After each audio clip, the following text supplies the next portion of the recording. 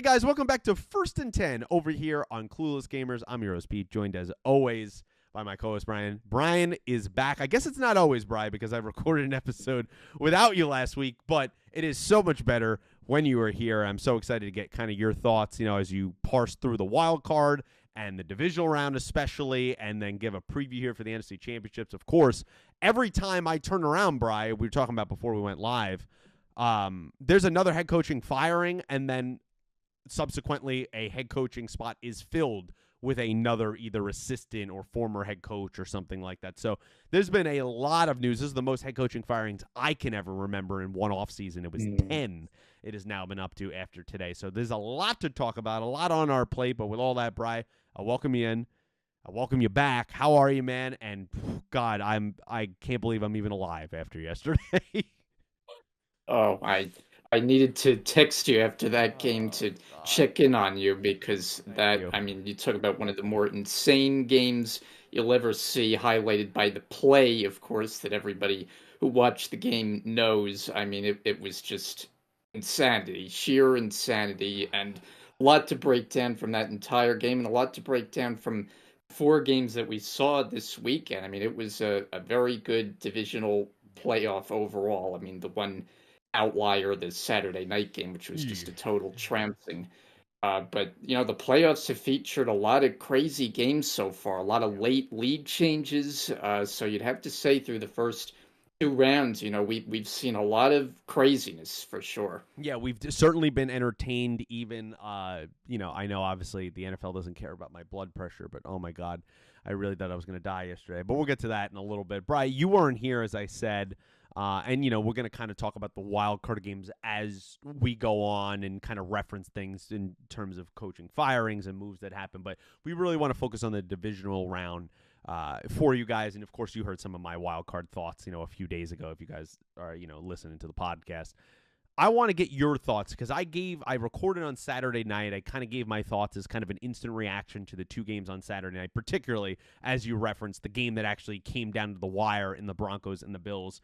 I know the people out there want it. I certainly want it. I want to get your thoughts on the Broncos knocking off the Bills 33-30, a controversial game that went down to the wire in OT, and some calls at the end.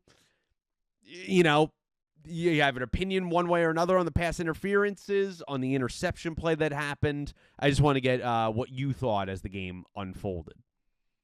Yeah, so I know there's a lot of thought about how the Bills kind of got robbed with these calls that we saw in the overtime, the two pass interferences, and the even crazier play on the ball downfield that Brandon Cooks couldn't quite reel in. But when the dust settled, I think the calls were all right. I saw the explanations afterwards from, like officials who were weighing in, and I know a lot of people wanted to, kind of freeze frame it and show these pictures of like Cooks has the ball, with the arms secured, like this is clearly a catch, but reality was he didn't complete the process of the catch, and the ball popped out and into the defender's hands it went. So, for me, that was an interception. It's a tough break. It's a ball that when, you watched it live, it's like, oh, wow, looked like a completion until it wasn't. And so, I think ultimately the calls were right. Like the pass interferences, I would say I didn't think they were like egregious pass interferences, but I also don't think it was like, wow, that was just a horrible call. So I think letter of the law, it was pass interference. I don't like the fact that in overtime, it comes down to an official call like that. But in the end, I don't think it was a travesty and that like the Bills were robbed of this game. So if we just start with the quote unquote controversial plays, for me, I thought it was made a bigger deal than it actually was. I don't know if that was kind of your same takeaway from what you delivered a couple days ago, but I'm interested to see. Yeah, for me, it was more, I thought in the moment it was a catch. I still think it should have been a catch. Now, I understand letter of the law. I 100% agree with. What I said on that podcast is I said, I just don't understand the catch rule anymore. Like, how can that be a catch, but then sometimes it's not a catch? Like, I think we've parsec this rule and the catch itself to a annoying nth degree that it's getting a little ridiculous. Like, can we just call balls that everyone pretty much knows, all right, yeah, he should be awarded, the offensive player should be awarded, and other times he didn't catch the ball. But after watching a lot of stuff, yeah, I get it. I don't like it. I don't like that was the call that they made. I certainly didn't like I called the final pass interference play. I thought it was very ticky-tacky. So I thought that was a little much.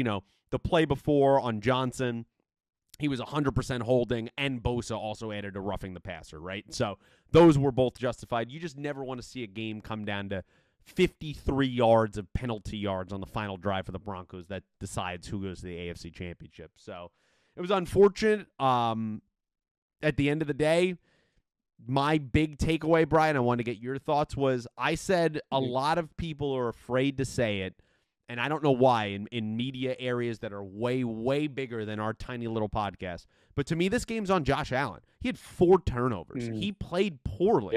Yeah, there was some stretches he played great, but he played poorly. That fumble at the end of the first half was egregious and inexcusable, I called it. That can't happen, and the game gets decided by 3. That ends up being a big play. His other 2 picks, you have to remember, it's right at the end of the game. He has a shot right over the middle. I believe it was to Dawson Knox.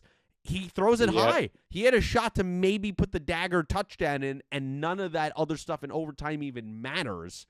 That was kind of my general impressions to take away from it, and I wanted to get your thoughts. I blame Josh, and I thought he took the ownership, and I thought a lot more of the media should be calling him out for how he played on Saturday. Yeah, I don't like this idea in the media where, certain quarterbacks seem to just get a pass for like poor performance, and then other quarterbacks at the first chance we get to rip them to shreds, we do. Yep. Like if that were like, let's say, Dak Prescott, he's getting They would have been abused killing him for a game like that. Lamar Jackson, the same. Yep. So like all quarterbacks should be held to the same standard. So I'm with you 100%. I mean, you have a playoff game where you turn the ball over 5 times. That's not good enough. And I know that he was able to rally the troops. They were down whatever it was, 23-10, and he got them back in the lead on the touchdown pass to Kincaid. But there were just too many mistakes, too many missed throws. I mean, for a guy of his caliber, and I've said before that I don't think his supporting cast has been all that strong through this year, but the prevailing thought was the Bills had it ready made this year to make their run without having Mahomes in there and Lamar Jackson and Joe Burrow, that this was supposed to be the year Josh Allen dragged the Bills all the way through, and he didn't get it done, and he had, one of his worst games when it mattered most, obviously, in this playoff matchup, and the Broncos were able to take full advantage. I know they have a great defense, but I mean that was too many bad plays by a normally great player, and you could tell that it ate away at him. I mean, in his for sure press conference, he was totally dejected. He put was it emotional all on his shoulders. Yeah, emotional is right, and I think that was very much deservedly so. Yeah, I think he knew the magnitude of the moment is the way I looked at it. And somebody put together a great compilation on TikTok of all of his press conferences right as the season ended after these playoff losses. And you could see, obviously, he's about to turn 30, but you can see how the harder this has gotten and the more they haven't gotten over the hump, and just how hard it is to win. The Chiefs, the Patriots back in the day, they really deluded people, whether fan bases or other players, you don't understand how difficult it is to win consistently, to get to the Super Bowl or the championship game consistently.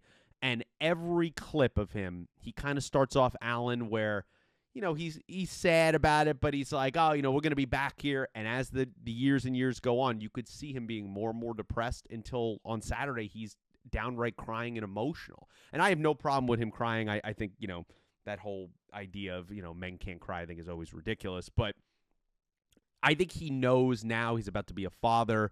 You have more life experience. he understands that it is so hard to get to this moment, and you have no Burrow, no Lamar, no Mahomes in these playoffs. And you and I both, I believe we said at the start of the playoffs, we both didn't think this team was getting to the Super Bowl, but we both said this is the time to get to the Super Bowl, to prove it, to put the team on your back. And he deserves a lot of the blame. I understand Buffalo fans are going to look at it and go, yeah, his supporting cast isn't great. Yeah, he came into this game down 2 more weapons with somehow Shavers and Gabe Davis both tearing their ACL in Jacksonville last week. Totally get that. But they got back Curtis Samuel. You do have a second-round pick in Keon Coleman. You do have a really good slot player in Khalil Shakir. You have the leading rusher in football in James Cook. You have a great offensive line. That should be enough.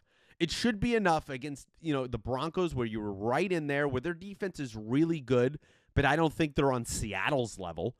And they're certainly not the 2015 Broncos or something like that. And to give them the ball time and time again, it's an inexcusable thing. I said this one in the episode a few days ago for the wild card game. This is the same pass that people give Justin Herbert. Like, he played terribly. Oh, his offensive line, yes, it was in tatters, but he was also awful. And it's been 6 years of Justin Herbert, and he's 0-3 in the playoffs, and his worst game of the season has been every single playoff game.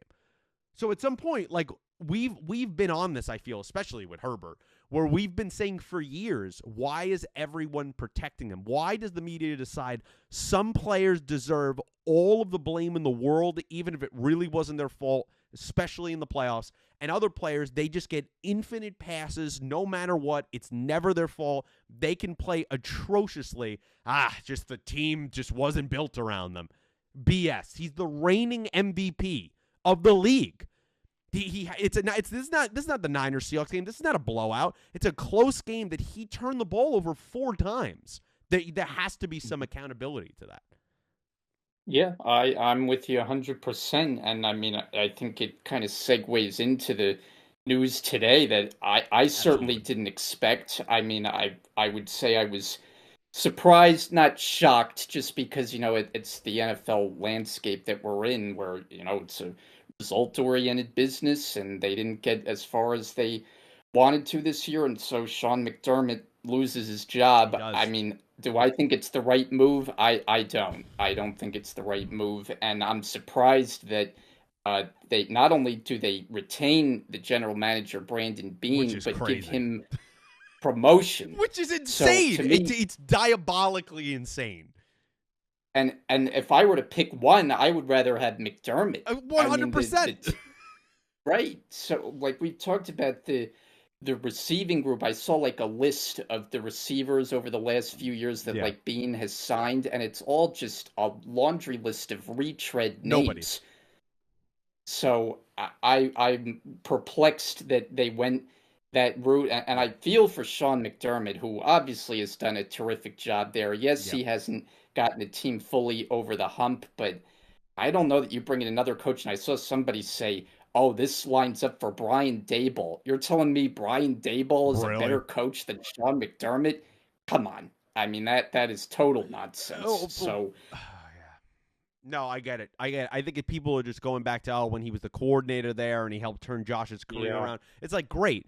But there's a difference between being offensive coordinator and head coach. We just watched this guy flame out in New York spectacularly, which oddly enough was a situation where somehow their GM also retained their job in Joe Shane, who's atrocious. But yeah, I was very perplexed by that. Like, was I super shocked by McDermott losing his job? No, because it felt like the rumblings had been there where if they lose and flame out here, he was going to lose his job. But I just look at the landscape, right? And Harbaugh's already hired. He's with the Giants. Stefanski's already with Atlanta. We just saw, we'll talk about later, Jeff Hafley, he went over to Miami. Okay, great. How many amazing head coaches are out there? What are they going to do? Call up Mike McCarthy? Like, oh, yay. Like, I just don't know, unless you dip your hand in the pool and you pick out, a Sean McVay-like guy or a Mike McDonald-like guy, and trust that this young coordinator is going to be great in a situation where they're expected to win immediately in their first year. That's a lot of pressure. Not everyone is Ben Johnson, who had way more offensive talent than what would be coming into here for Buffalo, and dealing with a GM who now is the head of football operations in the promotion he gets today, and Bean, who he's kind of hovering over you as and he's selecting that coach. I just don't like the situation there, and I understand it. I get they felt they had to make a change, but if you're going to do that, you fire McDermott and Bean. You clear the whole building, and you start fresh with a whole new pairing of a GM and a coach going into the new stadium with Josh Allen. You don't do this mix and match thing where Bean has done nothing to prove that he should keep this job whatsoever. And I think we have seen this with coaches where sometime the standard, it might not always be the standard, as Mike Tomlin say, right? And the grass is not always greener. It's not going to be always greener potentially for Buffalo, for Pittsburgh, for Baltimore. And those are decisions they chose to make all in the same offseason. And I'm very interested to watch, because I would hate to watch Josh Allen be the player he is in the prime of his career and then have a subpar season because the coach isn't up to snuff. I mean, how many times we see that? Remember Gerard Mayo last year? Like, those things happen. Coaching matters in the NFL, and I just think it's an unfortunate situation with the turnout with Denver of how this all went down.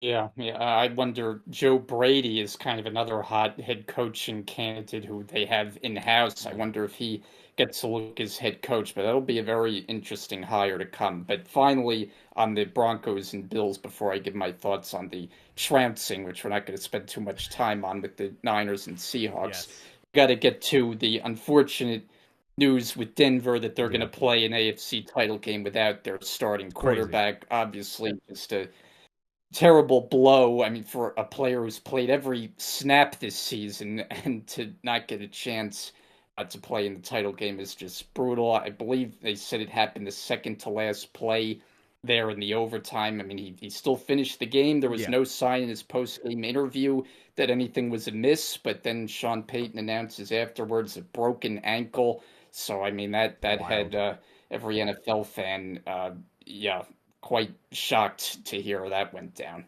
Yeah, I couldn't believe my phone. I gave my thoughts on this the other day, so that's why I was interested to get yours. So that's a good transition for that. But yeah, it happened on the play. They said originally people were saying the kneel down. It was not the kneel down. It seems like it was the rollout to the left that was like a QB design run right before the Mims pass, which drew the pass interference play. Seems like he got tackled by the ankle there behind the line of scrimmage, and that must have been what done it. It must have just popped out.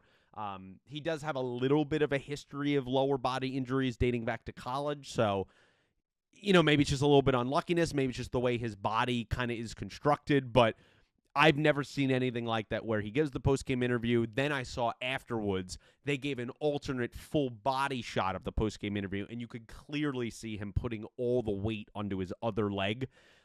So there was something there, and Tracy Wolfson, I believe, did the interview in Denver. She came out and said before they went live, she asked him about his knee and said it looked like he was favoring it. Is he okay? And he said, yeah, I'm good. So even she saw like, oh, okay, there might be something here. No one thought that he was hurt, and no one certainly thought that he would be out for the year, be getting surgery tomorrow on Tuesday. It's a crazy situation where you're a Broncos fan, you're so excited, you win a close game, you beat Buffalo, and then you learn that you're going to host the AFC Championship game without your starting quarterback. I mean, it's a massive blow. I mean, Brian, I guess that'll transition to how much confidence off of that news do you have in Jared Stidham, who's been announced to start the AFC Championship? Yeah, I mean, I don't know that you can have anyone who says they're just totally confident is just not thinking clearly. I mean, the guy has very limited NFL experience. I know Sean Payton was just like, oh, he'll be ready, like, no bones about it. But I mean, the reality is the guy has played very little football, and now he's being thrust into a very difficult situation. The biggest moment of his life. Yeah, right, I would say. I mean, the thing that gives me some confidence about the Broncos situation as a whole is that they're not a team that is totally quarterback centric. Yeah. They rely on their defense. running game, which didn't really show up in the Bills game, but that's a part of their offense as well. It's not like they're littered with receivers and offensive weapons that I feel like they still can play their game, and if they do, still have a chance to win. Obviously, you don't feel nearly as good as if Bo No. Nix was out there, but I don't think it's an impossible situation. That's kind of my opening thought Yeah, I think for I think them. with that pass rush, what it's done this season, you do have Pat Surtain out there. If they Drake May, the one knock to him so far in his young career is he fumbles the ball a lot. He's done that already in the Yeah. postseason. He's fumbled a bunch of times. They haven't lost them all, but he's fumbled a bunch of times. Maybe you get one Benito hit, kind of a sack strip fumble, and they return it for a touchdown. Maybe you get one or two defensive touchdowns or a special teams touchdown. There's always that possibility. I just think Denver will get more to that when we do our preview. I think they're going to be in an uphill battle, but the Knicks injury, man, is just one of the biggest gut punches I think I've seen in recent years after such a high moment to have that delivered. And yeah, he's a tough SOB that he played the rest of the game, even though it wasn't many more plays. He went out there and did what he did the whole interview, didn't give any hint of it whatsoever. And we know now, in retrospect, they showed him a lot more on the sidelines wincing. Sean Payton talked about how he came up to him and he's like, yeah, like, I think it's broken. So Peyton already had some idea before it was confirmed by the doctors. That's why he gave 2 press conferences, which is a little bit of an oddity because he came out for the initial one, then came out to deliver the news again. But yeah, an unfortunate situation. Hats off to the Broncos still for getting to the AFC Championship. First time that they'll be hosting or even in the game since 2015. Remember, this team went almost a decade of not making the playoffs up until last season. So I would say with all of the Russell Wilson, kind of salary cap, hit that's still hanging over the franchise even through this year, to do what they've done in the first 2 years of Knicks and Peyton, I think has been nothing short of a massive success that has been going on in Denver, and they deserve a ton of credit. Bri, let's switch over very briefly before we get into the Sunday games. I gave my thoughts on the Niners and the Seahawks. The Seahawks bludgeoned the 49ers 41-6. One of the more lopsided divisional round games you've seen in recent memory. The Niners scored less points than the Seahawks did in 13 seconds into the game. The Seahawks, 13 seconds of the game, had a Rashid Shaheed kickoff return for a touchdown. That's 7 points with the extra point. The Niners had 6. So that's how the game went. It just was an Yeah. avalanche that went on. The Niners had a couple moments I talked about, but overall, Brian, my main point that I gave on the podcast a couple nights ago was they ran out of gas. They had too many injuries, and it caught up with them against an excellent team. What was your makings of Saturday night's just debauchery, bludgeoning, whatever adverb you want to use? Yeah, I mean, look, I thought going in that the Niners had a chance to at least make a game of this. Yeah, I respect what they've been able to do all season with all the injuries and adversity that they've dealt with, and the job that Kyle Shanahan has done. And Brock Purdy had gone on a nice run there down the stretch of the season, but yeah, in the end, just it caught up with them. Too many injuries. George Kittle was the latest. They just didn't have it right from the get-go as you laid out there. I mean, you start a game with a kickoff return for a touchdown in that building with all that I energy, mean, the the place was 12s ridiculous. Yeah. coming to life. Yeah, that's like the worst possible thing you could have happen in a playoff game is to give up an opening kickoff for a touchdown. And it was just domination, really, all 3 phases. Seattle dominated the game. I mean, for me, the play where it was like it's not going to be the Niners' day happened, and I mean, I guess you could say it was really the kickoff return, but Yeah. it's 17-0. The Niners mounted a couple decent drives. They moved the ball. They settled for field goals, but at least they got points on the board. So they made it 17-6, and you're thinking, okay, if they can keep it going, they have Right. a chance to make a game of it. But instead, right before halftime, you got the drive that ends in the Kenneth Walker, one of his 3 touchdowns, but the one that made it 24-6. I felt like the momentum going Oh yeah. into the locker room there, happening so soon before the half. I was like, that's a huge play right there. And then you come out in the second half, and Purdy gets picked off. Seattle punches it in the end zone again, and that pretty much is the icing on the cake. We end the game with Mac Jones taking snaps under center. So Oh Lord. It was not the Niners' day. Kenneth Walker was very impressive. I mean, Darnold didn't exactly need to light it up with the oblique injury, but I was just impressed all three phases. When you take into account the kickoff return, you take into account how Seattle dominated with their defense. They just have a full roster where they can beat you in all phases of the game, and that's what's going to make them very, very tough to beat. Yeah, for me, where literally the Rashid Shaheed obviously play was incredible. It's the reason why I wanted the Rams to get him, and they got him for like a fourth or fifth round pick because he's so electric on special teams, right? That's where he really highlights. He obviously is a deep threat as well. For me, the game was over, and it wasn't going the Niners' way right in the first quarter. So I'll take you to it, right? So the touchdown happens, nothing you can do about that. The Niners' first possession of the game. They're down 7-0. They're driving the ball. They're in Seattle territory. They're at, let me just check here just to make sure. They're at the Seattle 40-yard line, right? So they are making their way down the field. It is 4th and 1. They decide to go for it. Purdy throws it to the outside. They pick it up. Somehow Seattle gets a timeout that the refs lately give to them, even though the play had happened, the tackle had been made, they were getting ready for the next play. Then the refs came in and said, oh, no, actually, Mike McDonald called the timeout. So, and Kyle Shanahan was going insane on the sidelines.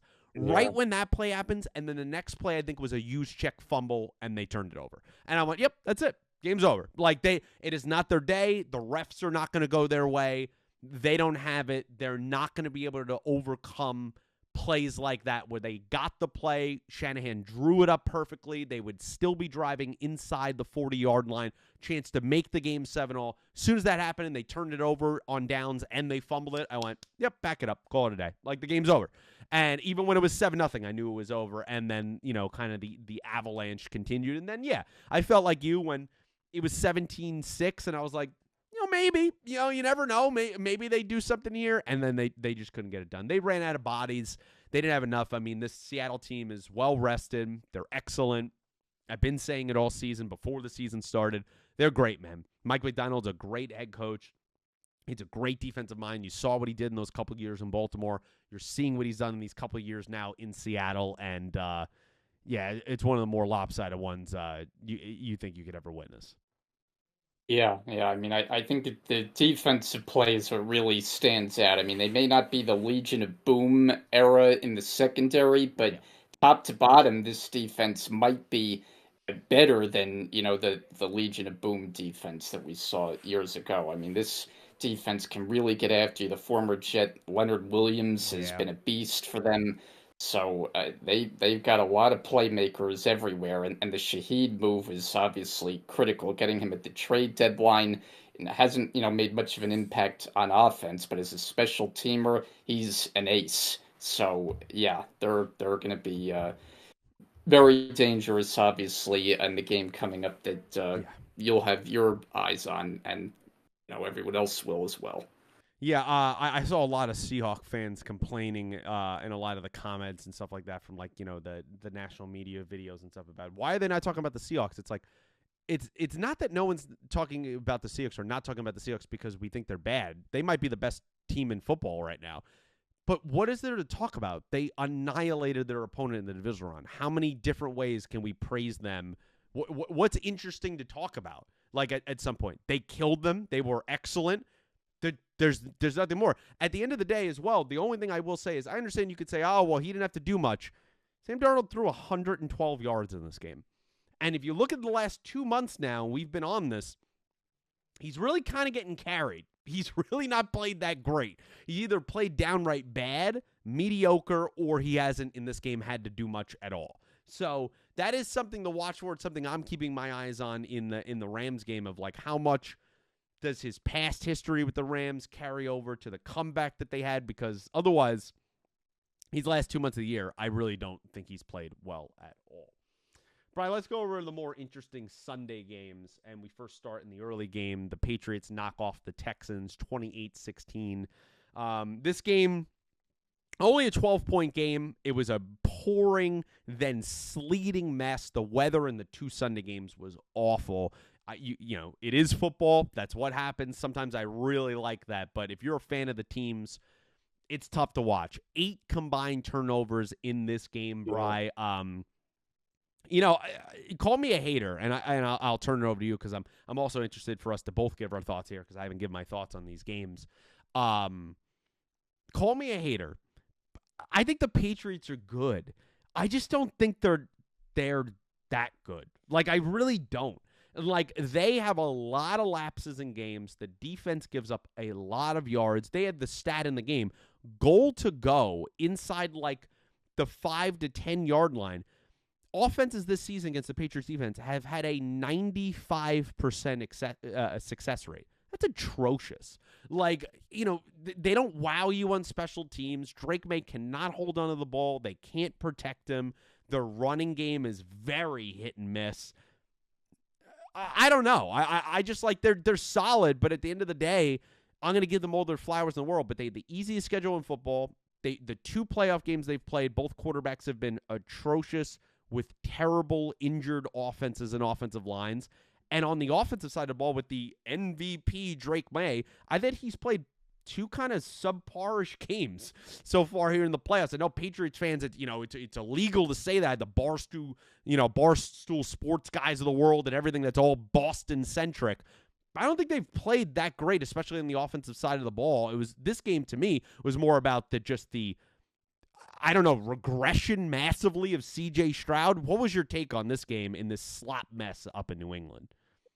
Yeah, well, it was a mess. I mean, it's obviously the Texans' great defense and the Patriots' pretty good defense, but I mean, my first thought is like watching Stroud in that first half and how bad he was playing.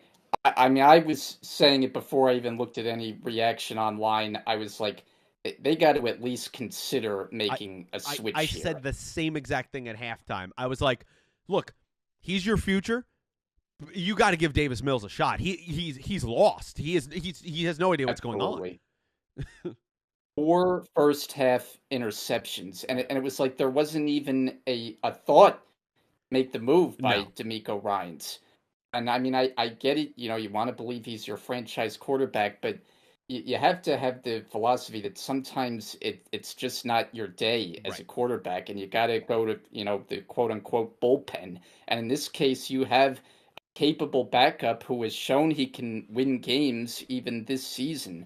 So to me, you had to at least give yourselves a chance. I mean, like you said, Stroud, he was totally lost when it wasn't an interception. I mean, he was missing high and wide. He wasn't getting a good grip on the ball. It was just about as poor a showing at the quarterback position as you could possibly watch. And I know their offense isn't littered with playmakers, and they're missing Nico Collins, and the offensive line isn't good, but this was a performance that flat out didn't cut it.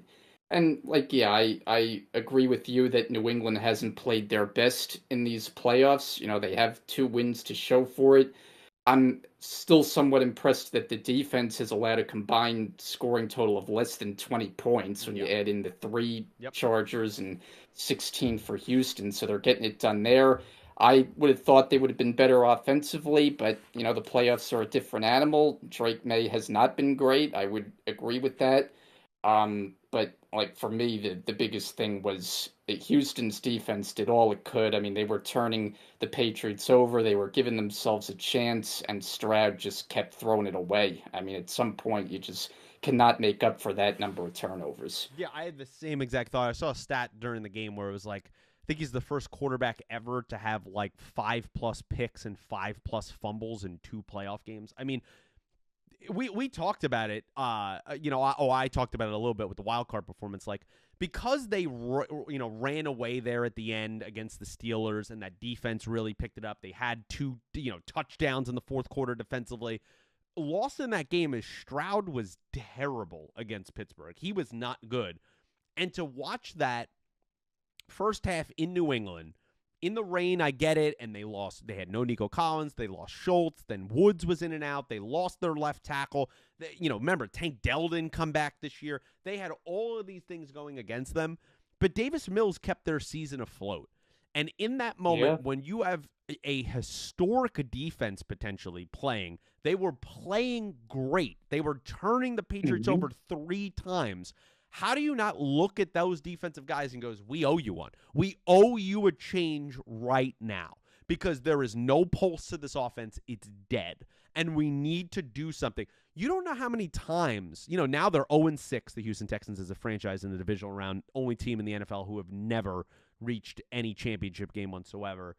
You have no idea how many times you're going to be able to be here in a situation where your defense is excellent, and also the weather being as bad as it did, I thought played to the Houston Texans. Because now the Patriots couldn't kind of run that track meet with Henderson or Stevenson or any of these guys.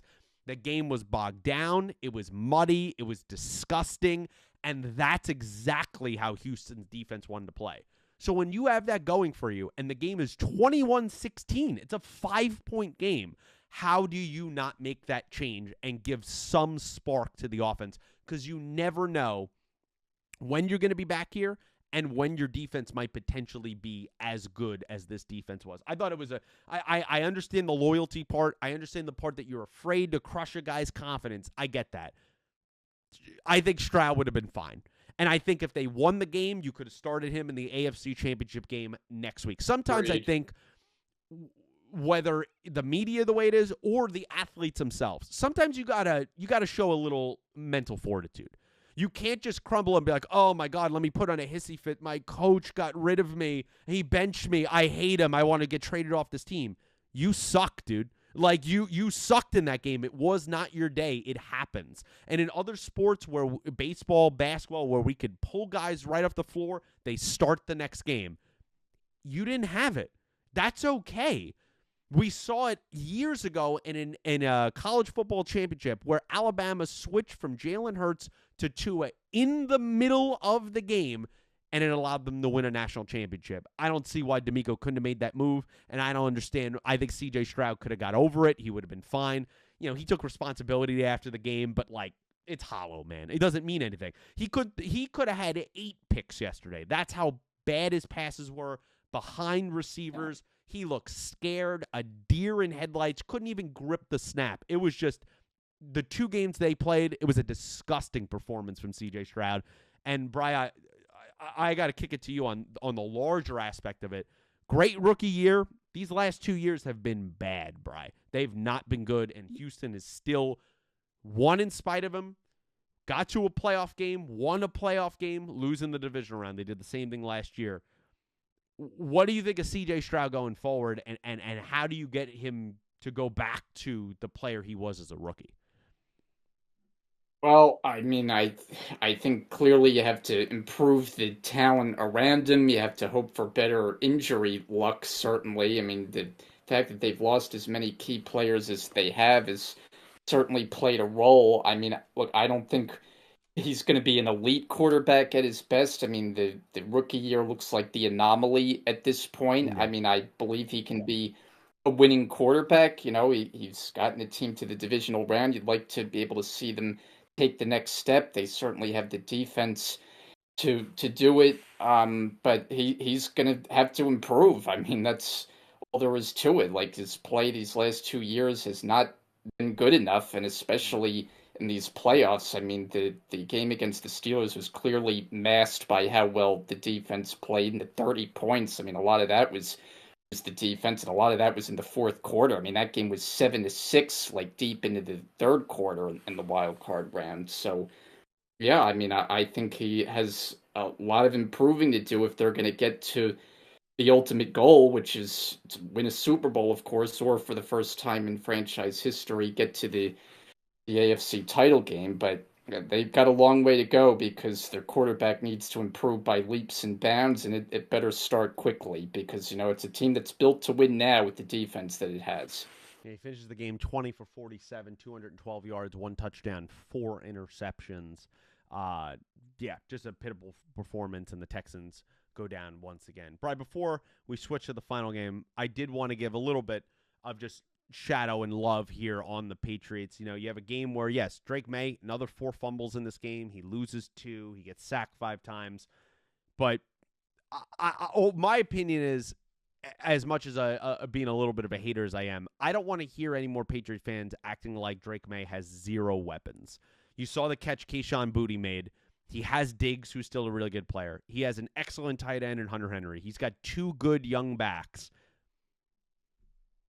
He's got weapons. He's got Pop Douglas. He's got all these guys. Why doesn't he have enough weapons? Why is it all of a sudden, he's doing it with just, you and I out there, man. Just a bunch of scrubs. I just don't get it. But the Patriots, look, they're tested. They go through it. I might be a little bit of a hater with it, but first season under Mike Vrabel in the AFC Championship, second year for Drake May. You got to give him some credit for that. It's a hell of a job. No doubt. I mean, Vrabel has done just a tremendous job. I mean, last year the team was totally in shambles. For him to come in year one and have them where they're at, I mean, look, his Tennessee run featured, years where they made the playoffs and won a round or two, but the last couple of years, I mean, it ended pretty badly in Tennessee to the point where, I mean, for me, it was far from a slam dunk of a hire as a head coach. Yep. And I mean, clearly he is right at home with that franchise where he spent time as a player. He's changed the culture. They're playing like his personality. I mean, it's just been a match made in heaven and feels like it's sustainable with Drake May at quarterback. Yes, he has to improve his play here in the playoffs, but I mean, the job that Vrabel has been exemplary. There's no other word for it. Yeah, to go 4-13 last year, to go 4-13, I believe the year before, the final year in Belichick, and to now go 14-3 and be in the AFC Championship in your first year with a second-year quarterback, it's damn near impressive. Now, it is buttressed with only 16 players, I believe it is, are there from Belichick's last roster. They spent over $360 million this offseason in free agency. They've also hit on draft picks, man. They've nailed them. And I think the culture of what he has done, where players have talked about, because I've watched all the videos on it, about it's not that he feels like he's one of the guys, he's a player, but he just has this way to connect with them, to in moments feel like, hey, I'm one of the guys, and in other moments be an authoritative figure, or get in the middle of a scrum in training camp and get bloodied, or get bloodied last week with Milton Williams hitting him on the lip, and he's totally fine with it. That's just the type of guy and the personality that he established. And he was a number 1 seed. He got to an AFC championship with Ryan Tannehill, right? So to be doing this with a team that I think is far more talented, I think he deserves a lot of credit. They've played well. They have playmakers. And they got a great shot against a backup quarterback on week's notice there in Denver. So you got to like the chances for the Patriots in making the Super Bowl.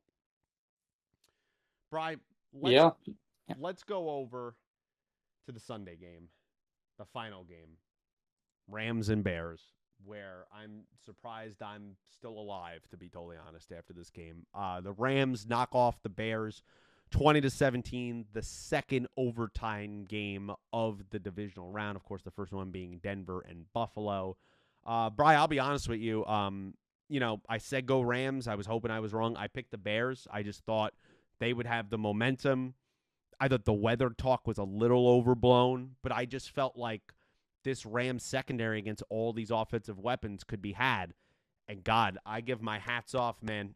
Give a clap out to that defense. That defense last night for the Rams was excellent, barring, the miracle play at the end, which we'll get to in a second. And there was several times in this game, Bri, I thought the Rams were done. I thought they were losing. It wasn't my typical pessimism. It was, we just don't have it. Like, the Bears feel like a destined team. It just feels like they feel like the Commanders of last year. It just feels like everything is going their way. And to pull that game out in overtime where the Rams get the ball first, go 3 and out, all the Bears need is a field goal. I think the game's over. To turn that game and pick Caleb for the third time, Cam Curl, hell of a play. And to then Stafford have finally one of his 3 good drives of the game. Pretty much it was the 2 touchdown drives in this drive to lead them down the field, the catch by Devontae to set it up for Harrison Mevis, who's been with the team half the season, and to kick. He's never kicked in the postseason. He had to kick a huge kick in Carolina last week. This was even bigger because they scored the touchdown to take the lead there. Now he's kicking a game-winning field goal in overtime in the snow. 42 yards is not 21 yards, And to be able to do that and knock it through, I thought it was a hell of a job. It showed their mental fortitude going into Chicago, winning it with a practiced in 80-something degree weather. The temperature drops by 70 degrees. It's about 10 degrees around kickoff. And to go in Chicago and beat, I think, a really talented team. I'm really impressed with how the Rams played on Sunday, even though they almost killed me. What was your thoughts on the game and the Rams winning 20-17 in OT? Yeah, well, this was a heck of a game. I mean, it not a lot of scoring for No. most of it, right? It's a 10-10, I believe, is the score Yeah. after the third quarter, and it was the third quarter that featured no points. So a lot of the activity took place late, and boy, did they save up some real treats for football fans. Because the play that Caleb Williams made, we I've got never to seen anything like start it. there. I mean, there's a lot of different things to get to, but. I mean, a play like that where It's he's just running for his life like 20 yards behind the line of scrimmage ridiculous. and to just turn around and fling the ball seemingly blindly and have it fall into the hands of Cole Kmet for what would be the game-tying touchdown after the extra Dude. point was made was just one of the sheer most shocking plays you could ever see on a Yeah. football field, and really all my years watching any sport to see something so shocking. I mean, it just seemed like the defense had a perfect play, Yeah. perfect blitz. You have the quarterback running for his life. I mean, whenever you see that happen where the quarterback's running way back, it's just headed for disaster where you're Yep. just throwing the ball basically out of bounds or you're getting sacked or Yep. something like that. Never in a million years do you expect him to get a throw off and have it find a receiver or tight end's hands in the end zone. I mean, it was really just an insane play. But before that, I think one thing to get to was the decision that the Sean McVay made there on the Rams' previous drive, Yeah. where they have a chance basically to run out the clock, and very conservative call there before the 2-minute warning, where Yep. I was fully expecting them to throw the ball, and instead to just basically have a give up play on a draw to Kyron Williams and then punt the ball away. Yep. I just wholeheartedly disagreed with that decision, considering the Bears still had a timeout in their pocket and the clock was going to stop anyway on the 2-minute warning. I mean, to me, it Yep. didn't make any sense to have a running play there. And it opened the door for the Bears to have the game time drive on obviously the miraculous play. So let's just start there. I got to go through your reaction on that play, the emotions you're going through, because I couldn't even imagine what it was like to be you in that situation. Yeah, I appreciate your text checking on me. A few people checked on me after the game. Actually, I was surprised John did. Maybe he wasn't watching. He didn't check on me after the game. He usually does. So shout out to John if he's watching this later. But yeah, I'm at work. It's what you had to do. I had to be at work, and I'm watching the game, and I'm going through it. Right, it's tough when he's running backwards and verse, and I think it was either Kobe Turner or Josiah Seward. Someone else was chasing him. And when they're chasing him, he's going back 20 yards. I was like, oh, we got him. Like, this is it. And the first thing I'm thinking is do not have a hands to the face or roughing the passer. Do not extend this game. You have him. And he throws this ball up off 1 foot, about 20 yards back from the line of scrimmage. I think it was something like they said a 51-yard pass that actually only goes down as a 14-yard pass because of how far he ran backwards. And he throws this ball up, and I'm like, oh, this is going to be like a Hail Mary. We better knock this down. And all I see is Kobe Durant a good distance away from Cole Kmet. And in the split second, it's like slow motion. And I say, there is no effing way this is about to happen right now. Boom. He gets the touchdown. And I swear to God, I dropped to the floor in my office, straight up on my back, dropped to the floor.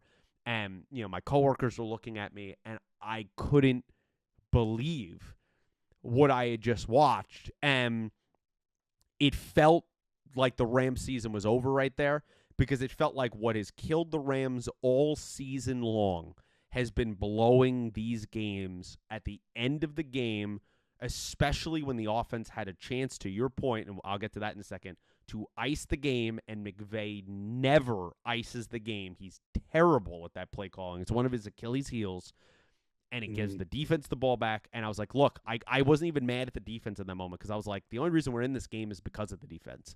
And they just had one play where, yeah, you could argue, was it a push-off? Was it a pass interference? I don't think it was. I think they were hand-fighting. I think it was more Kobe Durant, one, was giving up about 50 pounds to Cole Kmet. I think that was part of it. And I think the second part of it is he had bad leverage on the play. You can't be closer to the end zone and not cover the side or the back part of the end zone because when a guy is bigger, he could basically box you out. So you have to get more toward the edge, towards the sideline. It was just bad positioning by Kobe Durant, who really had a good game and had 2 picks in this game. It was just a bad play. I just think overall, as that play is developing and you're seeing what's happening with Caleb, and he really can only throw it in one spot, guys like Quentin Lake and stuff should have shifted more to the left side of the end zone. So they get that touchdown, and I said, this is going to be exactly like Seattle. I said, they're going to go for 2, and they're going to win the game 18-17. That's 100%. I was convinced that's in Ben Johnson's DNA. They might have, they've seen that it worked with Seattle. I was like, I know their short yardage hasn't worked all night. I said, that's what they're going to do. The Rams are going to give it up. They're going to get the ball with 10 seconds. They're going to be able to do nothing. It's going to be a Hail Mary, toss it here, toss it there play, and we're going to literally lose the season like this. And when they kicked the extra point, I went, okay, we're alive. Like, I felt so much better. When they kicked that extra point, I was like, we have a chance. I know we can possess the ball. We're good. We get the ball in overtime. We go 3 and out with horrible play calling once again. And I said, oh, McVay is selling. We just don't want this game. I said, now all they need is a field goal. The game's over. So now it's the second time I thought the game was absolutely over. They're in overtime. Caleb's driving, and to try to take the kill shot, which I thought was a little arrogant on their part, when they were like 12 to 15 yards away from setting up a field goal to win the game. The emotions I went through in this game, the sigh of relief, I was shaking. It was tough, man. It brought me back to how I felt in the Tampa Bay Bucks game in 2021, where it was a game where we had the game, we were blowing the game at the end, we make a miraculous play, we somehow walk it off with a field goal. It was, I don't know, man. I don't know how I could do one, if not potentially 2 more games like this season, dude. They're killing me. Yeah, and it's not like you expect a blowout game in the NFC title game, so you're likely in for another one of these kind of games. But yeah, I mean, the job Stafford did in a game where he didn't have a great game, there were long stretches where, as I'm watching it, my exact thought is, I feel your frustration, and I feel like what you have been talking about with this team throughout the season, where I'm watching and I'm just like, they're just not all there. Like, you feel like they should be better, and they're leaving plays out there, and it just hasn't been good enough. And then you get the crazy play to end regulation, and for them, I mean, you talk about emotional fortitude to come back after a play like that, and have Stafford connect there with Devontae Adams, who didn't really have a big impact in this game, but he drags the toe on a two biggest catches of the game, in my opinion, that he had. He drags the toe. I didn't mean to cut you off. He drags the toe there in overtime, and in the fourth quarter on that drive that we ended up scoring at the time, the go-ahead touchdown, the catch he made where he got sandwiched, where the Bears thought they picked it off, but his knee was actually down, and he did have the catch, unlike the Cooks play. Those were 2 of his only really contributions of the game, and they were massive contributions, and it's exactly why we brought him here. And I also love, too, it was not a vintage Puka kind of game, but him just willing himself for those extra yards on that last drive there in overtime, I thought was just huge. It's just so tough to bring down, just fights for every possible yard. And I mean, that to me was big. And look, I didn't have great confidence that they were going to make that kick with the thicker kicker, they call him. You've talked about all the issues with special teams and the missed kicks that they've had through the last couple of years, cycling through all these different kickers. But hey, this guy, he's gotten it done. And 42 yards in the windy city in the snow, he made the kick and sent them to the title game, and got to give him a lot of credit. Yeah, I give him a ton of credit. I hope he can do it again. And Yeah, I give Puka credit too, where him and Stafford were off all night. He didn't have a vintage Puka game. The weather obviously played a factor in that for both teams. But it's 4th and 1. It's 9:24 left, I believe, in the game in the fourth quarter. It's 10-10. 4th and 1 in the Rams, I'm saying, kick the field goal. I'm like, you've controlled the Bears. You're going to take the lead. You're probably going to get the ball back again, even if they score a touchdown. Take the field goal. McVay opts to go for it, which in Carolina and a few other games this season has backfired. He goes for it, and he hands it to an end around to Puka Nacua, who at first looks like he's easily going to get it. Then they close fast on him, and all I thought as he used kind of his muscle to go through and gain the 1.5 yards and get the first down, the first thing I thought was the comment he made in the wild card that got caught on the camera where he cursed and said, "Don't you know I lift weights?" He said to the Carolina defenders. That is all I thought about in that moment, is like him plowing through his physicality in that moment to get the necessary yard they did. I thought was another huge, huge play in the game. Just some of the catches, man. It goes back to last week in the wild card where Munfield had that great catch on the final drive where they ultimately hit the touchdown to Parkinson. Here you had key early plays early on in the first quarter to Jordan Whittington on the first drive that scored a touchdown. Late, it ends up being Devontae. It ends up being plays by Puka. They made the necessary moves. The Higbee play at the end of the first half to tie the game and put themselves in a field goal position to make it 10-10. When the guys needed to show up, the mental fortitude, as you said, to have that letdown of Caleb Williams, to have the letdown in the overtime period of going 3 and out, to come back and win that game, hats off, man, to the defense and Chris Shula. I haven't loved them all season long. They've drove me nuts. They drove me nuts last week against Carolina, but man, did they show up on Sunday night against Chicago, and we won this game because of them. Yeah, the 3 interceptions were huge, and we know Durant is the one who got victimized on basically the Hail Mary play, but his 2 interceptions were huge plays. And then Cam Curl, obviously, in overtime, so the secondary showed up. They really did. Well, even too, they had the goal line stop. It's 3 minutes left. The Bears decide to go for it, 17-10, 4th and goal, and the stop they had there in 4 plays inside, I think it was like the 8-yard line, and they stood up.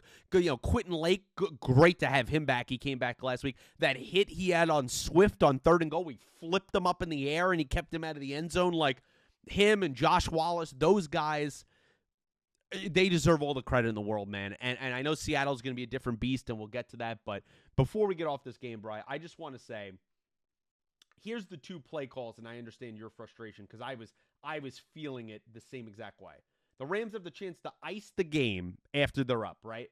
So the Rams get the ball. They're at the 2-yard line, obviously, because they just held out the Bears. Run play to Kyren makes sense. You want to gain a little bit of room. Fine. Timeout Chicago. Kyren gets the ball again, 10 yards, first down. Now you have breathing room. So now you have the ball at the 14-yard line. You could call pass plays. They run it on a predictable inside zone where there's 9 Bears defenders in the box. They get a negative 2 yards. Okay, well, surely now it's 2nd and 12. Surely McVay, again, is not going to call a run. Oh, no, he does. Calls another 2-yard run, so now we're back to the line of scrimmage.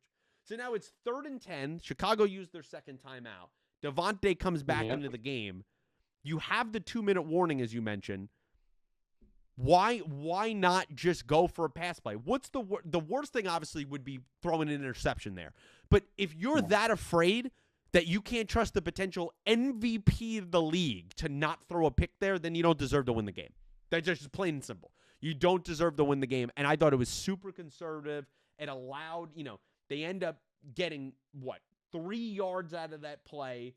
There ends up being, a situation there where it's before the 2-minute warning, so they don't run that out. They don't run the timeout out. The Bears still have one. What was the point of that? And then the overtime. Exactly. I agree with you. Then the overtime, this is the sequence here on the 3 and out that they went, which was maddening. They get the ball. They're at the 27-yard line. It's a run by Kyren for 8 yards.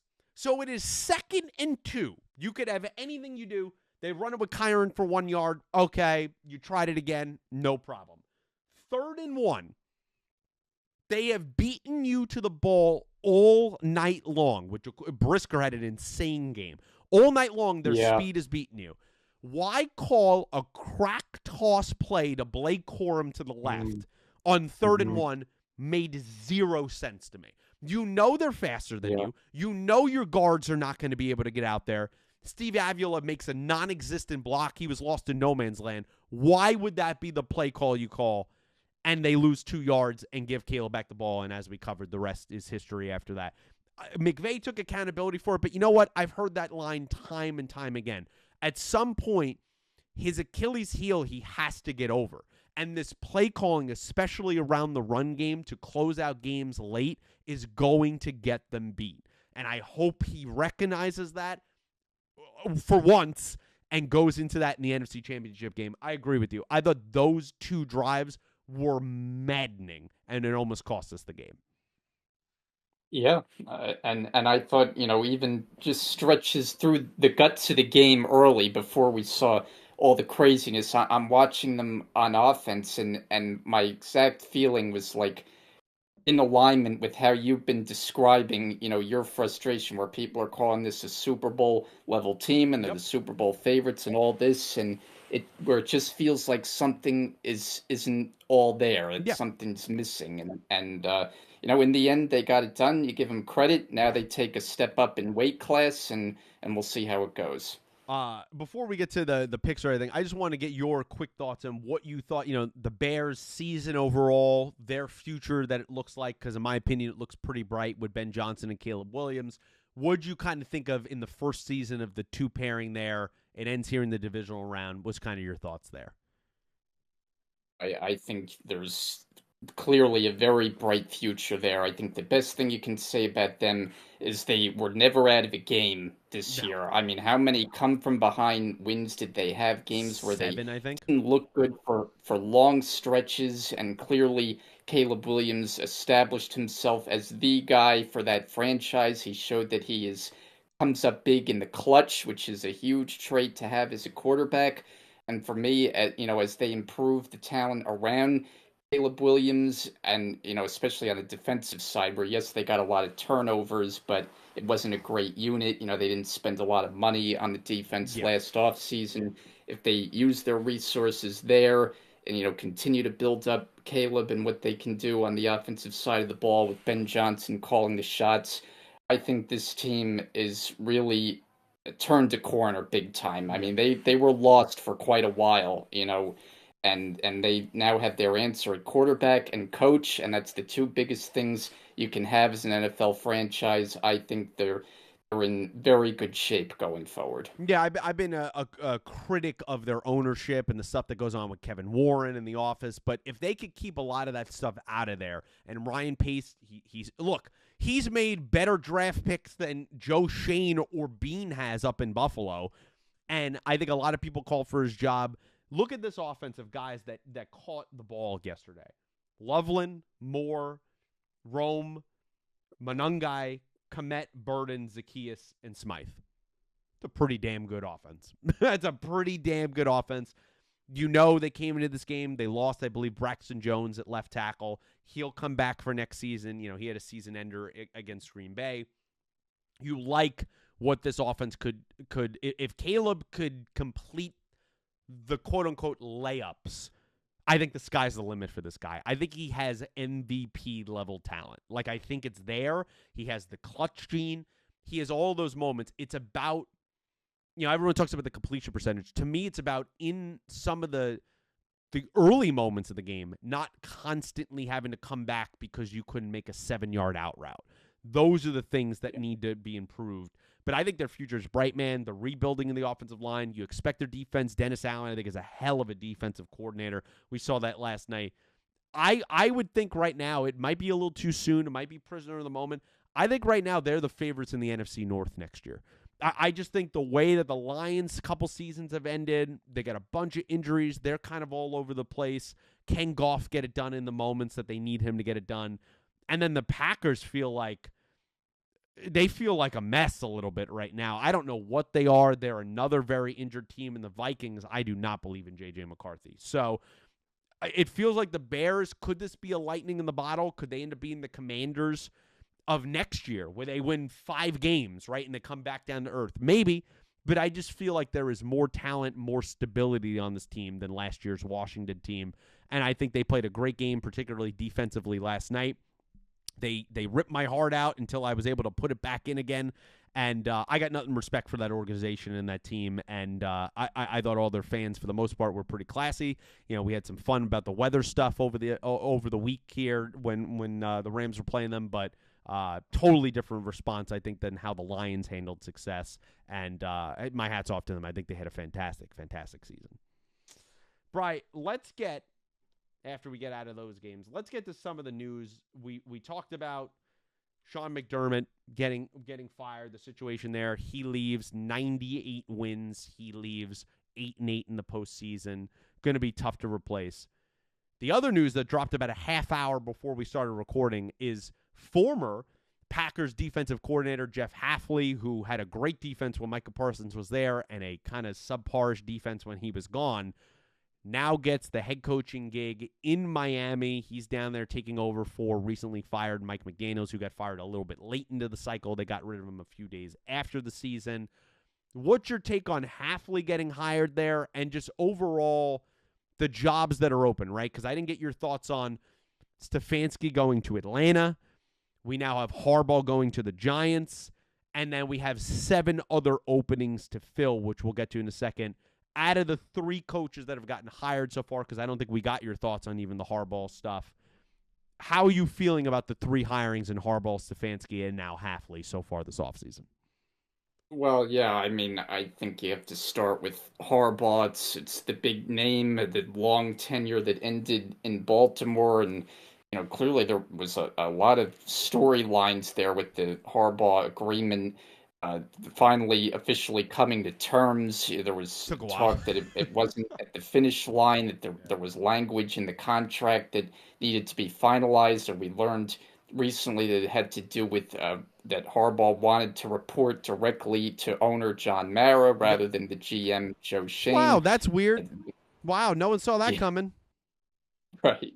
I mean, that's the way it was structured in Baltimore for Harbaugh's regime. It is a change, though, for the way the Giants have operated as a franchise. But to me, it makes sense when you bring in a guy like Harbaugh, who's as established as he is. You kind of want to do it his way. So I think it's a very solid hire. I like John Harbaugh a lot as a head coach.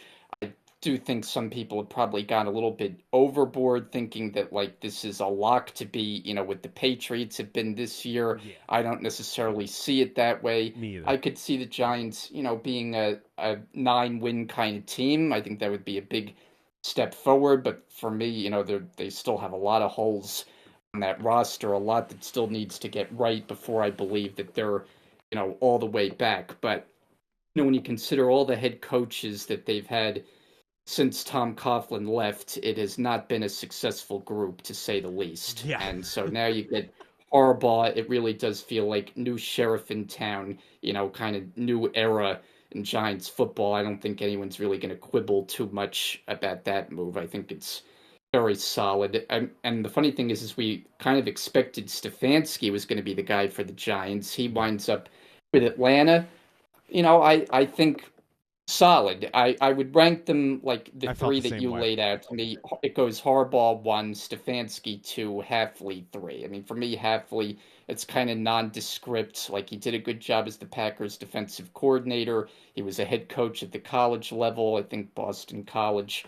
I don't think Miami, best case scenario is that they're going to be a 3rd place team. You've got the Bills, you've got the Patriots. I mean, Miami, and then you have the Jets, of course. So I don't really think, they're a real threat going forward. I think Atlanta is much more of a threat. I like Stefanski as a head coach. I think Atlanta has some good talent on their team. I think they had a strong finish to their season.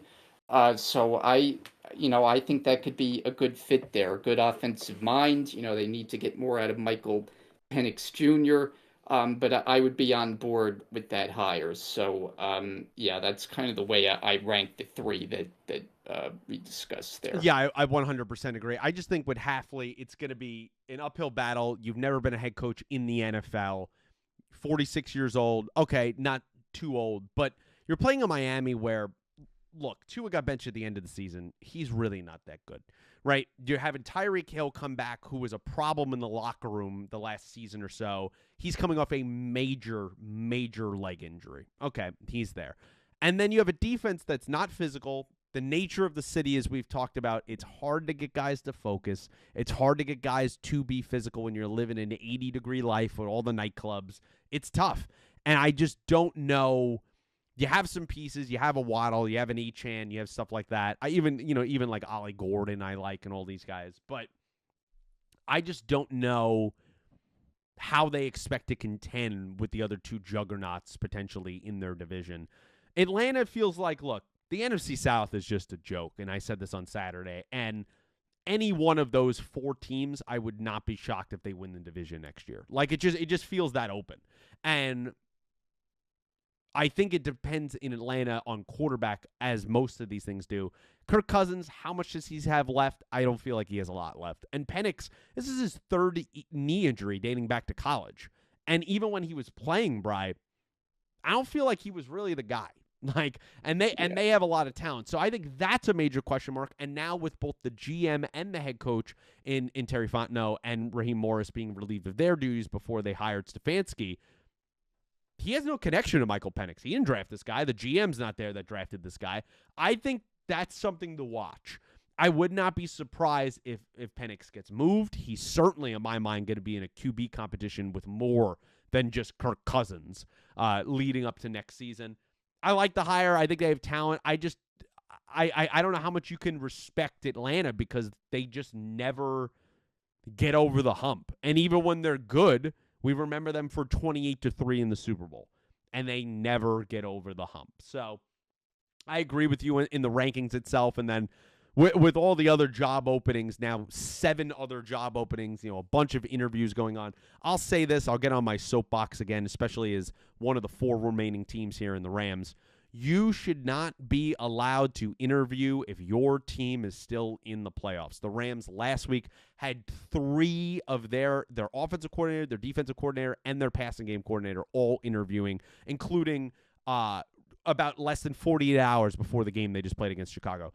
How focused are they on the game they're playing right in that playoff game? I don't think that should be allowed. I think the whole hiring window should be pushed. In college, it needs to be even more overdone. But even the pros, you should push. No one should be allowed to hire until the end of the season, or at least until the Super Bowl, right? Because the Super Bowl, probably a lot of those coaches are going to stay or something like that. Or you have a 2-week period in between the Super Bowl. The week that you're off, okay, you can go for interviews. Any of these games where it's a week, it's 6 days later, and you're preparing for these massive wild card, divisional, championship games, you should not be allowed to interview if you're part of a staff. And to make it fair, have nobody allowed to be interviewed or get the job. All of that should start the week after the championship games. That Monday right after the championship, in my opinion, everyone could start hiring or interviewing everyone. And that's one of my little pet peeves, especially of a team of the Rams that get poached of coaches every single offseason.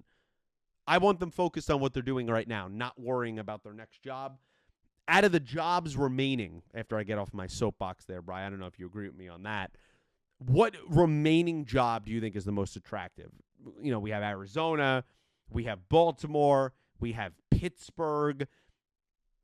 Any of these jobs, the Raiders, anything out there, screams to you, yeah, I really want this job. Titans, something like that. Well, yeah, I mean, I clearly think there's a line there, where you have just some of the doormat teams like the Raiders and the Titans, which are not desirable jobs. I mean, yes, in Tennessee, you do have a potentially good young quarterback in Cam Ward, but, those teams, it's very much a rebuilding project. So I mean, I think you definitely look at the Ravens and the Bills as attractive jobs. These are Yeah. perennial playoff teams with MVP caliber quarterbacks. So I think, whoever is getting those 2 jobs has a chance for instant success. I'm curious if Sean McDermott gets a look here at one of these other I think it's openings. I think he very much is deserving of getting another look. But yeah, I would look at the Bills and the Ravens as certainly the two that aspiring coaching candidates would be looking to. Yeah, for sure. You have the last two MVPs on both of those teams. Yeah, is some things rocky and you'll have to change? Absolutely. But I think that's the way to go. Pittsburgh, I think, just because of the long history, I think that's on there. I think the Raiders is somewhat attractive because you have a decent amount of cap. You do have the first overall pick where you're probably going to get a quarterback. You do have talent on that team, particularly on the offensive side of the ball. You're in Las Vegas. It's attractive to bring in free agents. New stadium. I think there's something there. God, some of the other teams, man, the Browns, the Cardinals, the Titans, those are going to be tough jobs to sell, man. I mean, Yeah. those are some bad jobs and some bad QB situations, and just overall talent situations. I don't know how I feel about those. But we'll talk more about hirings as they come along. Of course, Eric Bieniemy hired as offensive coordinator back with the Kansas City Chiefs, which they'll let go of Matt Nagy there, which I think was a much-needed move for the Chiefs. Surprised they didn't go after McDaniel more in that search. I think that would have been a nice fit for them, but nice to see Eric Bieniemy back with the Chiefs. Brian, let's get into the previews, man.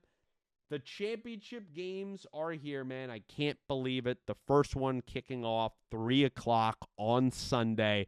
The Denver Broncos hosting the New England Patriots. As we've talked about, Jarrett Stidham starting for the Denver Broncos. Bo Nix out for the season, getting ankle surgery tomorrow on Tuesday. Who you got in this game? Who you looking at, as we always do in championship games, as your X factors for this championship game? Yeah, I think I'm gonna surprise you here. I know conventional wisdom is gonna be take the Patriots, especially with the quarterback situation that we have going on here, but I'm gonna take Denver, That's and it's big. not so much that I believe Jarrett Stidham is gonna light it up by any means, but I do believe that this is a team that can be successful because they're not so reliant on the quarterback. I think they do need to get more in the running game, but defensively, we know how good this team is. I don't think they had their best effort against the Bills, despite all the turnovers that they Yeah. got. They still allowed a lot of big plays in that game, but I trust that they're going to be up for a bigger game here. And it's more just like, as we talked about, the Patriots offensively have not fully hit their stride Yeah. in these playoffs. The Drake May that we saw that was MVP caliber during the regular season has clearly not been quite the same, even in winning efforts. Yeah. So I think if he plays the way he did the last 2 weeks, it's not going to be enough against this Denver defense, which is going to get after him. They're good in the secondary. I don't think Stidham has to be great. I think he's, capable. Sean Payton has a lot of confidence in him. Clearly, his opinion carries a lot of weight. He knows quarterbacks. He knows this team better than anyone. So I think it's going to be a close game. I think it comes down to a field goal at the end. But give me Denver, who I just believe is a little bit better top to bottom right now. I know they may not have the edge at quarterback, but I believe that they can get it done here when seemingly their back's against the wall and everybody's going to leave them for dead. I'm going to take them to pull the home upset. I admire your braveness in making that pick. I am going to give conventional wisdom, and I'm going to say, yeah, the Patriots are winning this game. I mean, just look, that the season is set up for them. They've had the easiest schedule in football. They've played two quarterbacks that have been subpar and have choked in the playoffs with diminishing, very injured offenses and offensive lines in the Chargers and the Texans. You give them some credit, but now they're playing a backup quarterback in the AFC Championship. I just feel like everything is shaken up to them to ride this to the Super Bowl. I don't think they're that great. Like I said, I think they're solid. I think they're good. I think they've definitely, especially offensively, have come down here in these playoffs. They scored, 21 in this game, technically offensively, because they had the pick six, and they scored 16, I think it was, in the wild card. It's nothing to wow you.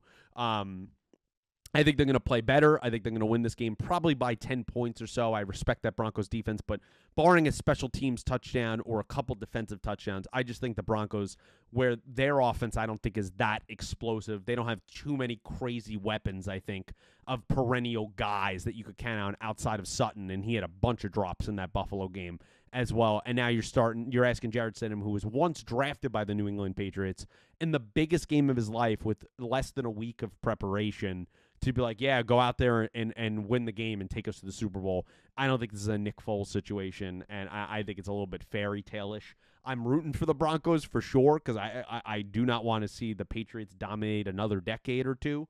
I just don't think they're going to have enough, and I think it's the Patriots on Sunday afternoon. Bri, the final game to conclude the playoffs before the Super Bowl here. The Rams will head up to Seattle at 6:30 on Fox, so I guess that means Kevin Burkhardt and Tom Brady will be calling this game. They're probably hoping for a better Seattle game than the last one that they just called this past weekend. Third meeting of these two teams. During the regular season, the Rams take the first matchup 21-19. The Seattle Seahawks take in overtime the second matchup 38-37. 3 total points have decided the matchups between these teams this season. If you look at the yards, the points, everything pretty much, they have been basically dead even except in one category. The Seattle Seahawks have had 7 turnovers in their matchups against the Rams this season. The Rams have had 1. I think that gives more maybe credit to Seattle and gives them more faith that they've turned the ball over 6 more times and have still won a game and has been that razor thin. Brian, a game that my soul is going to be on the line, man. Who you got up in Seattle? Yeah, I mean, I think this is just going to be a tremendous game to watch, obviously, for all the reasons that you laid out. I'm seeing the spread right now is Seattle at a 2.5 point favorite, so basically calling these teams even, which that's what they are. I mean, it's by a hair. I mean, that's the way the first 2 games have gone there in the regular season. I would expect, a classic kind of game coming up on Sunday night. I just feel like Seattle is playing a little bit better right now, and for me, what it comes down to is just how they can beat you all 3 phases of their team, and special teams, which you have called the Rams out and many times throughout the season, has been an issue. Seattle clearly the edge there. Darnold isn't completely tested in these kind of games, as you pointed out, so that is something to watch, and obviously the quarterback matchup favors the Rams in a big way. Stafford, to me, didn't play great in the last game. A lot of talk about how something was going on with his hand, maybe not 100%. I think it's by a whisker. I think the margin of error is so slim, but the edge with Seattle being at home, and I just think they're slightly better. The fact they got their running game going, Kenneth Walker, 3 touchdowns last week. The defense is for real and really good. I think it could potentially give the Rams some trouble. So again, I think it comes down to a field goal or less. Why not? That's what we've seen the first 2 games. But I am, unfortunately for you, taking Seattle, and so I have a rematch of the 2013-14 season with Denver taking on Seattle, the game that we saw at MetLife Stadium, which wound up being a Seahawk trouncing 43-8. So we'll see what happens here.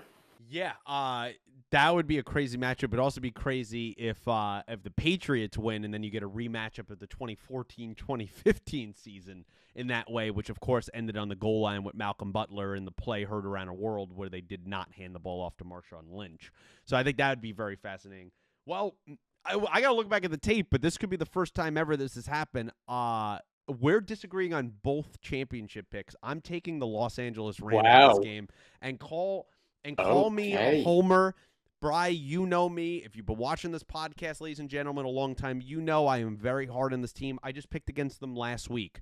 There is something about this team playing in Seattle against a well-known division rival that we have played well against for years. Even this season, I know a lot's going to be made about, they blew a 16-point lead in the fourth quarter, lost in overtime. That's going to stick with them. I think they're going to use that as fuel.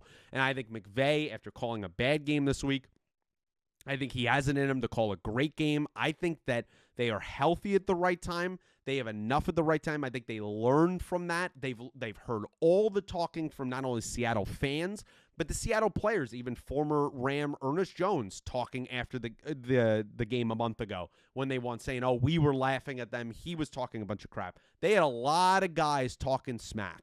And I think, and I love how they act like they don't talk that too when you have rookie Greg Zabel is talking crap every single game on their offensive line.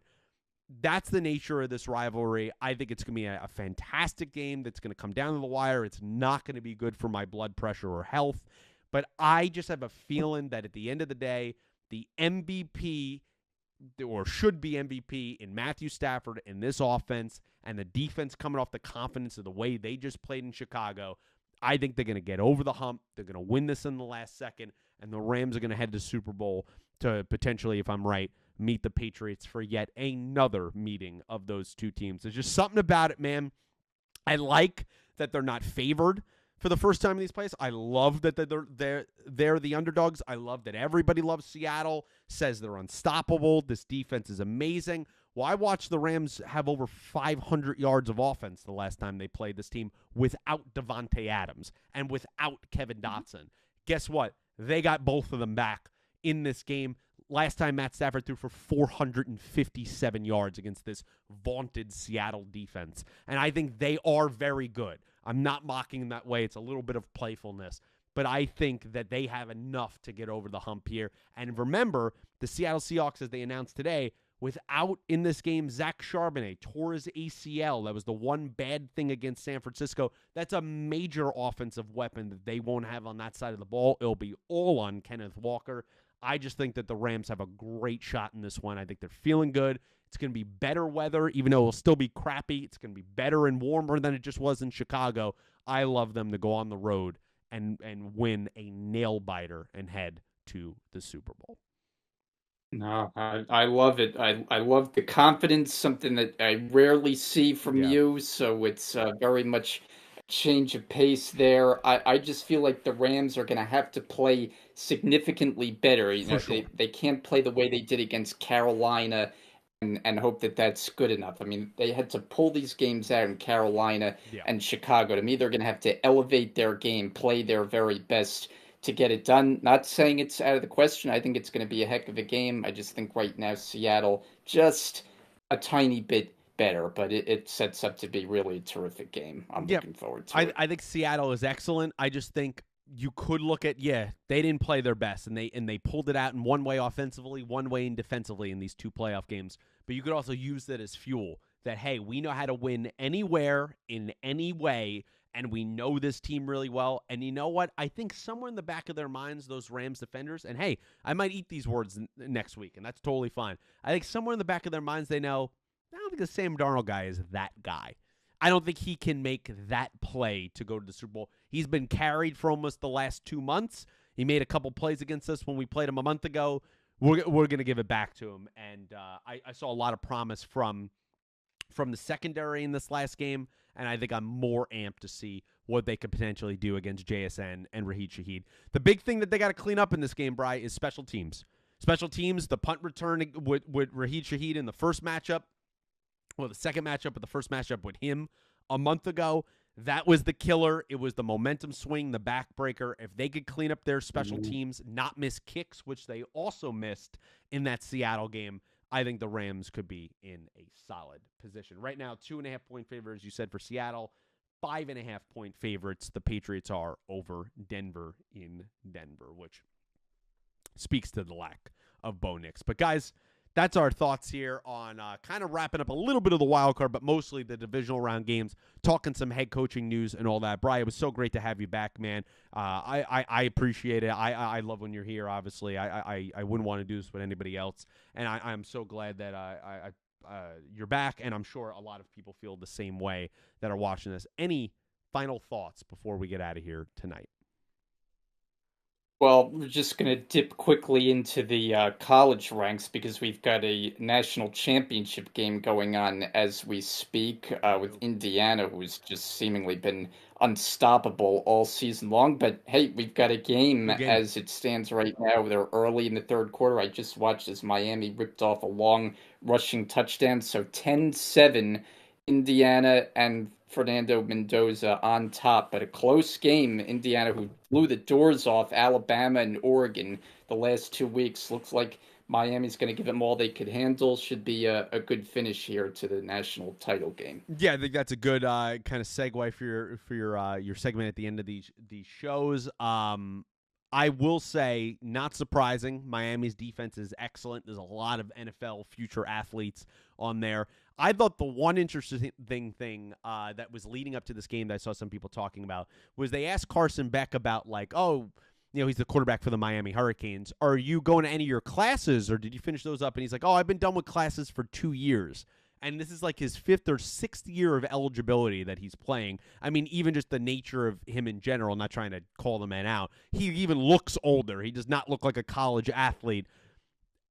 I saw somebody make this point, and I 100% agree with it. At some point, how are we just allowing college athletes, especially play at the highest stages, just to stay in college forever? To just play like year after year after year, 5th year, 6th year. I just saw, what was it? Ole Miss's quarterback just got denied trying to get a 6th year, and he's apparently suing or something like that, the NCAA. Like, what's going on here? Between that and the way that they pay for players and the transfer portal, there's a lot of things that need to be cleaned up in college football. A sport that I love, but a sport right now that's the wild, wild west. Yeah, and I mean Carson Beck had basically a full college career at Georgia before transferring to Crazy. Miami. So yeah, I don't think we can have players staying for this long. Yeah, I think there needs to be a crackdown on that. I'm with you. I'm excited to watch the rest of that game there, and hopefully you guys are, or excited for the games to come, man. I cannot wait. I'm so nervous for the NFC Championship, man. Maybe if I'm up for it, I'll stream it here on the channel. I'll let you know if I decide to do that. Depends on, hey, we're on the East Coast. Stay safe because we're apparently supposed to get this giant snowstorm this weekend. So if that ends up being the case, maybe I will stream if I'm snowed in, but I'll give you further details on that. Guys, as always, like the video, subscribe to the channel, share with your friends if you be so kind. And until next week of First and 10, where we discuss, are the Rams in the Super Bowl, the NFL championship games that are going on, you're going to see either this Pete or this Pete. It's going to be a really different experience. Thank you so much for watching.